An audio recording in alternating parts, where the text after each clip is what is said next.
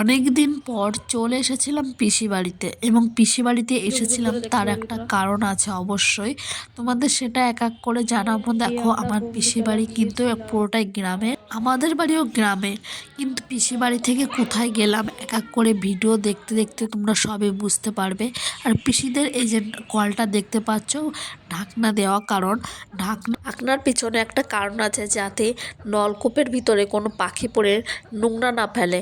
আর এই দেখো কত পাখি মুরগি পুষেছে এখানে। আর এখানে পুরোটাই কিন্তু বাগানে ভরা, চারিদিকে প্রচুর গাছপালা, এবং এই গাছপালাগুলো দেখতে খুব ভালো, এবং এখানকার যে হাওয়াটা সেটাও কিন্তু খুব শান্তি দেয়।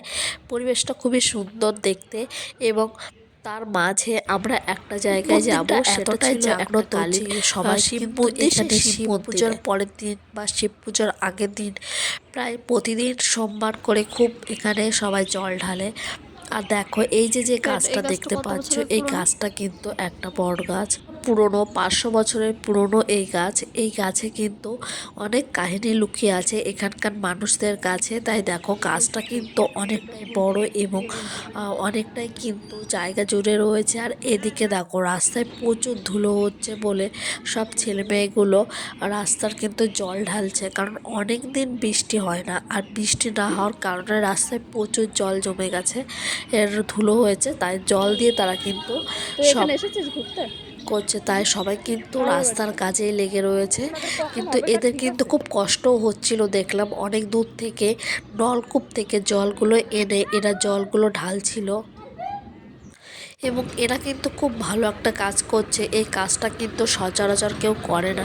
আর দেখো এরা কিন্তু যাওয়ার জন্য রাস্তাটা কত ভালো কাজ করছে, এই কাজটা দেখে সত্যিই খুব ভালো লাগলো।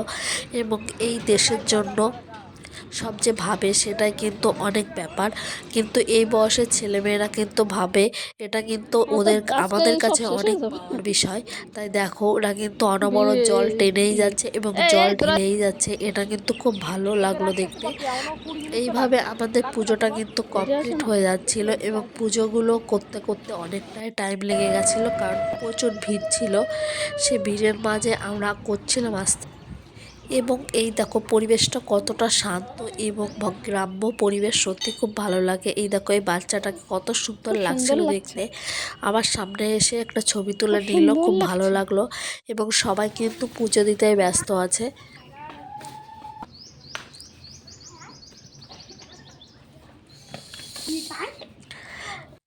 দেখো সবাই কিন্তু কত সুন্দরভাবে পুজো দিচ্ছে, পুজো দিয়ে কমপ্লিট হয়ে গেছে। আর দেখো এখানে সব কিন্তু নিজেরাই পুজো দেয়, কোনো পুরোহিত নেই। তাই সবাই কিন্তু চুপচাপ যার যার মতন পুজো দিয়ে চলে গেছে। এবং আমি একটু বসেছিলাম এখানকার যে সিঁড়িতে, এবং সিঁড়িতে বসে বসে এখানকার যে পরিবেশটা সেটাই দেখছিলাম যে কত সুন্দর। তারপর সবাইকে ডাকা হলো খাবার নেওয়ার জন্য, মানে প্রসাদ নেওয়ার জন্য। তাই সবাই কিন্তু প্রসাদ দিতে এসেছিল, অনেক রাস্তা দিয়ে যাচ্ছিল, সবাইকে ডেকে ডেকে প্রসাদগুলো দেওয়া হলো।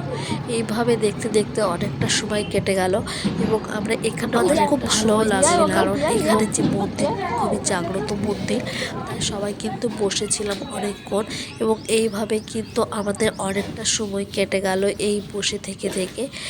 কেমন লাগলো ভিডিওটা তোমরা কমেন্টের মধ্যে জানাবে। আর যদি তোমরা জানতে চাও এই মন্দিরটা কোথায়, তাহলে অবশ্যই কমেন্ট করবে, তাহলে আমি কিন্তু বলে দেবো এই মন্দিরটা কোথায় রয়েছে এবং কেমন জাগ্রত, সব কিছুই বলে দেবো। দেখো সবাই কিন্তু প্রসাদ দিতে এসেই চলেছে, এবং দিতেও ভালো লাগে প্রসাদ, খেতেও ভালো লাগে। তাই দেখো সবাই কিন্তু প্রসাদগুলো নিচ্ছে, এবং নিয়ে নিয়ে সবাই কিন্তু চলে যাচ্ছে।